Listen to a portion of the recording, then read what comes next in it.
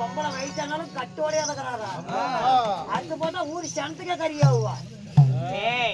பெரிய மனுஷன் வாயில் உள்ளாத அழிஞ்சு போயிருவேன். வெட்டி வச்சுக்கிற உணவரத்துக்கு இங்க பாரு பாத்துக்கிட்டு தான் ஏல அப்படி படுத்துக்கிட்டாங்க. ஏல அப்படி படுத்துக்கிட்டாங்க. சிகிச்சை ஆஸ்பத்திரி பெட்ல பிரசவ சேர்த்துக்கிறோம். என்னத்துக்கு? குழந்தை பிரசவத்துக்கு. அப்படியே இவங்களும் உட்கார்ந்து இருக்கிறாங்க. அடுத்த வருஷம் படுத்துக்குவாங்க. என்ன சொல்றேன்? ஆமா சார். கண்ணம்மா, அம்மா வீண் வார்த்தைகள் என்னிடம் பேச வேண்டாம். ஆமா, இது பேசக்கூடிய நாடகம் இல்ல. ஆமாடி, பேசக்கூடிய வீண் வார்த்தைகள் போனால் போகட்டும். சரிம்மா. நாட்டுக்கு நாடு மகாநாடு. தெய்வலோகத்தில் குடினால் தேவர் சபை, இந்த பூலோகத்தில் குடினால் அழகிய ராஜா புண்ணியமான சபை முன்பதாக ஆணாக பிறந்திட்ட அப்பான்மார்களும் பெண்ணாக பிறந்திட்ட யமதர்மை தாய்மார்களும் இன்னும் சிறியோர் பெரியோர் பள்ளிக்கு செல்லும் மாணவிகளும் கடலை போல் சூழ்ந்துள்ளார். ஏன், என்ன காரணம்? நல்ல மாத்தி என்றால் சரி சரி, நம்ம சொந்தமான தாய்த்து நாடு. ஆணா பிறந்த அப்பமார்களும் பெண்ணா பிறந்த 6 பேரு தாய்மார்களும் சிறியோர் பெரியோர் 7-8 பேரு சிங்கார பொன்மேடையில மாரியம்மன் திருவிழா முன்னிட்டு ஊர் பொதுமக்கள் சார்பாக ஓரிரவு கிராமிய கலை தெருக்கூத்து நாடகம் இன்று ஓரிரவு நாடகம் அரங்கேற்றம் செய்துள்ளார். கண்ணம்மா, அப்படி சீர்சபை முன்பதாக இன்று வைத்துள்ள நாடகம் என்ன? குசல நாடகம். நான் வந்த உடனே சொல்லிட்டேன், இந்த கிளவி வாயில உழுவாதடா, அழிஞ்சு போயிடாதன்னே. எப்படி? ஆமா.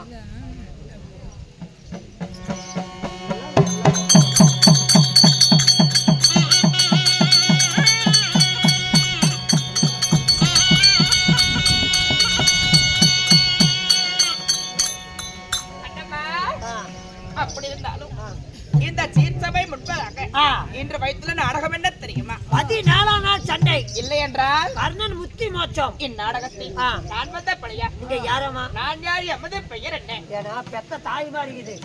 தாய் கிட்ட பேசக்கூடாது. நீ பேசு. கண்ணம்மா, அப்படி இருந்தாலும் கேட்டு கொடுப்பது மனித குணம். ஆமா. கேளாமல் கொடுப்பது தெய்வ குணம். ஆமா. எப்படி? கேட்டு கொடுப்பது மனித குணம். அவங்க எப்படி இருக்க வேண்டும்? எப்படி? மலை போல கஷ்டம் வந்தாலும் பனி போல நீங்கணுமா? ஆண் போன பக்கம் அரசு பெற்றாட்டு, பெண் போன பக்கம் பெற்று பெருகி அந்த அம்பாவுடைய சன்னதி ஆட்டுக்காடு எவ்வாறு ஓகி வளர்ந்தோ அவ்வாறு குடும்பம் தொழில் வளர வேண்டும். அந்த எல்லாம் அம்பாளை பிரார்த்திக்கின்றோம். ராமோசி.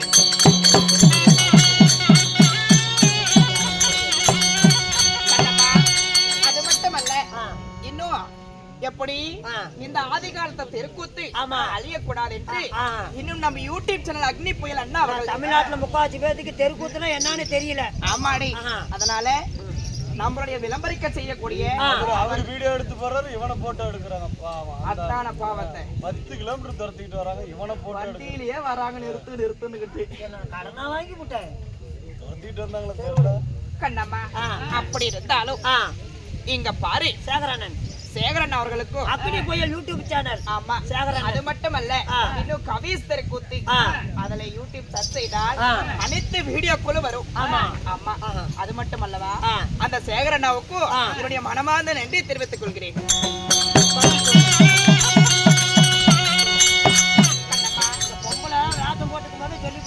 என்னானே சேவரி சொன்னா எப்படியோ சொல்றான். இப்ப காலைல 10 ரூபா காய்ச்சி தரணும் சொல்லி விட்டோம், கேட்டு விட்டான். சரி சரி, மருத்துவம் பக்கத்திலே நின்றுடுகிறேன். என்ன அடங்க அவன் அடையாளம் தெரியல.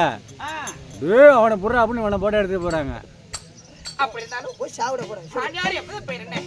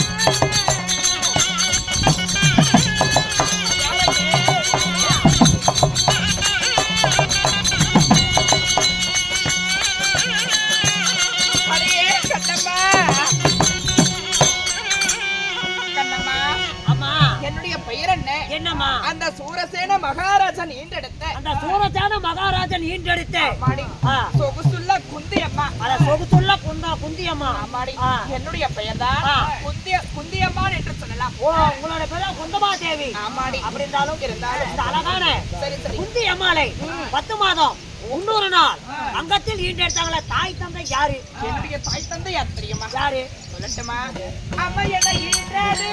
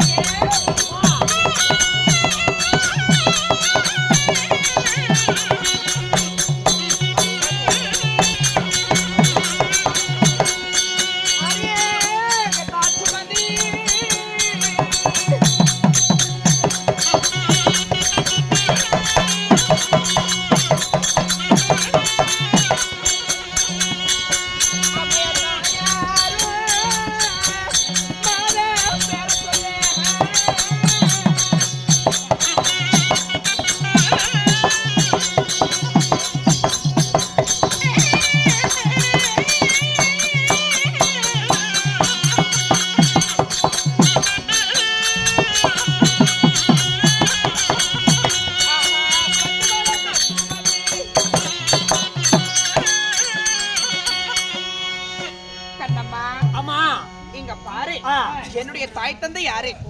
குந்தமா தேவி. ஆமாடி. அப்படி இருந்தாலும் இந்த குந்தி மன்னர் ஈண்டெடுத்த தாய் தந்தை யாரு? என்னுடைய தந்தையார் பெயரோ சூரசேன மன்னன். தாயார் மாரிசை என்று சொல்லலாம். அட மகா ரிஷிக்கும் ஆமாடி சூரசேன மன்னனுக்கும் நீங்க சரியாக எத்தனை பேர்? நாங்களோ 13 பேர் பிறந்தோம்.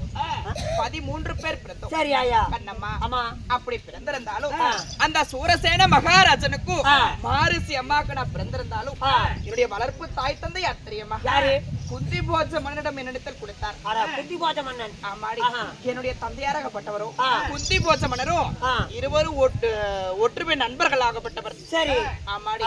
அவருக்கு மகள் இல்லை என்று சொல்லி அவரிடத்தில் என்ன வளர்ப்பு பிள்ளையாக என்று கொடுத்து விட்டார். யாரிடத்துல? யாரிடத்துல? குந்தி போஜ மன்னனிடத்துல. சரிமா. ஆமாடி.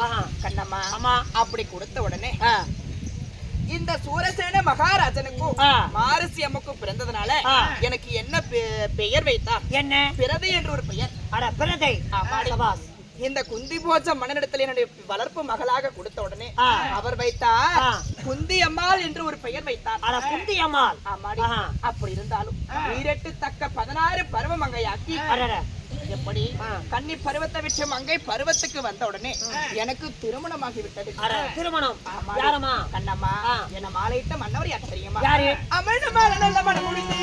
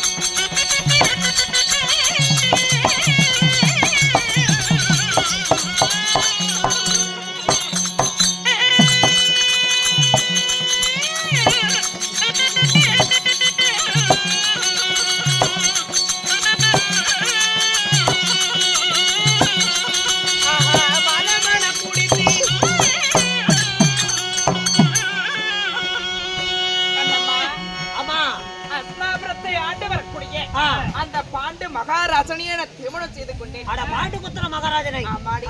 பாண்டு மகாராஜனை மாலையிட்டு எப்படி பாண்டுபுத்திர மகாராஜன் மாலையிட்டு பாண்டவருக்கு தாய் அண்ணன் நீங்க. ஆமாடி. சரி. என்னுடைய கணவருக்கு 2 மனைவிமார்கள். அட யார் யாரு? முதலிலே இந்த குந்தியம்மாள் ஒரு மனைவி, இரண்டாவதாக இந்த தங்கையாகப்பட்டவள் மந்தார தேவி. அட மந்தார தேவி. ஆமா. இந்த குந்திக்கு பிறந்தவர்கள் 3 மக்கள். யார் யாரு? தாரா புகழ் படுத்த தர்மனும், அந்த பீமச்சனனும், அந்த ஆனால அழகு மன்ன அர்ஜுனன். இந்த குந்திக்கு பிறந்தவர்கள். மந்தார தேவிக்கு நகுல சகாதேவன் என்று சொல்லக்கூடிய ஆக மொத்தம் 5 பேர். சங்குபதி ஒரு பெண் குழந்தை ஒன்று பிறந்தது. ஆமாடி. கண்ணம்மா. ஆமா. அப்படி பிறந்திருந்தாலும் அப்படி பாண்டுபுத்திர மகாராஜன் மாலையிட்டு. சரி சரி. ஏமா பாண்டுபுத்திர மகாராஜன் சுகமா இருந்தீங்களா இல்லையா? கண்ணம்மா, ஏன் அப்படி விதவி கோலத்துல இருக்கிறீங்க? நான் ஏன் இந்த கோலத்தில் இருக்கிறேன் என்று தெரியுமா? அப்படியாப்பட்ட பாண்டுபுத்திர மகாராஜன் மாலையிட்டு இப்படி விதவி கோலத்துல இருக்கிறீங்க, என்ன காரணம்? என்னுடைய கணவர் என்னன்னா தெரியுமா? என்னம்மா? கண்ணம்மா,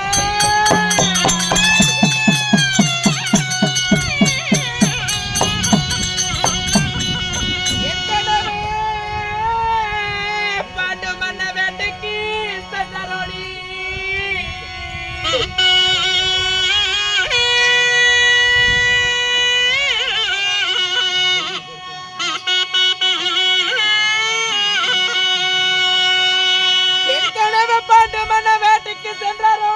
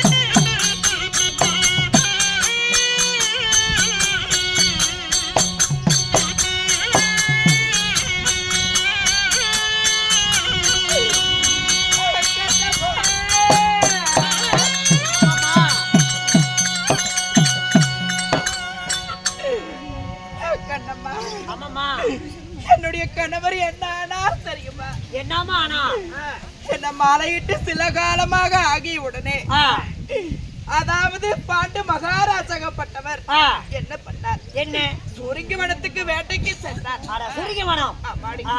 அவரை சென்ற உடனே அந்த வன புதுமைகளை பார்க்கும் என்று ஆ. நான் என்னுடைய தங்கையாகப்பட்ட மந்தார தேவியை கூட போனோம். சரி. போன உடனே ஆ, அங்க ஒரு புள்ளிமான் துள்ளி விளையாடி கொண்டிருந்தது. சரி. புள்ளிமான். ஆமா. ஆ. சுவாமி மன்னா, ஆ, இந்த புள்ளிமானை எனக்கு பிடித்து தாருங்கள் என்று கேட்கும் பொழுது ஆ, அவர் சரி என்று அந்த மானை துரத்தி கொண்டு ஓடி போனார். ஆ. கண்ணம்மா, ஆமா. அந்த சுருங்கி வனத்திலே ஆ, அமுதந்த மகா முனிவரும் ஆ. அவருடைய மனைவியாகப்பட்ட குருபத்திரியும் ஆ. அதாவது பகல் நேரத்திலே இன்ப சுகத்திலே மான ரூபத்திலே ஆ. உல்லாசமாக இருந்து கொண்டிருந்தார். சரி. நாம துரத்தி வந்த மான் இதுதான் என்று அந்த முனிவரோட அமுதந்த மகா முனிவர் மேலே ஆ. பானத்தை போட்டு விட்டாரடி கண்ணம்மா.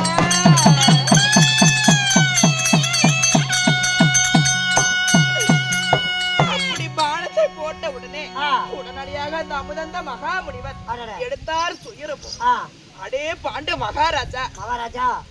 நான் என்னுடைய மனைவியை உல்லாசமாக இருக்கும் பொழுது ஆ, என் மீது என் உயிரை மான் உருவத்திலே இருக்கும் பொழுது என் உயிரை தட்டி பறிக்கிறாயே. அடடே. இங்க பாரு, உனக்கு இருப்பதோ 2 மனைவி. அடடே. நீ எந்த மனைவிடம் கட்டி சேர்ந்தாலும் ஆ. உன்னுடைய சிரமாகப்பட்டது 1000 சுக்குரூராக வெடிக்கும். கண்ணம்மா, ஆமா. அப்படி சாபத்தை கொடுத்த உடனே ஆ. ஒரு நாள் ஒரு தினத்துல ஆ, அந்த அமுதந்த மகாமுனிவர் கொடுத்த சாபத்தை மெச்சிட்டு சரி. என் கணவராகப்பட்டவர் ஆ. மந்தார தேவி குளித்து நீராடி ஈர புடவையோட வரும் பொழுது ஆ. என் தங்கையாகப்பட்ட மந்தார தேவியை கட்டி சேர்ந்த உடனே ஆ. என் கணவர் மாண்டு மடிந்து விட்டாரடி கண்ணம்மா.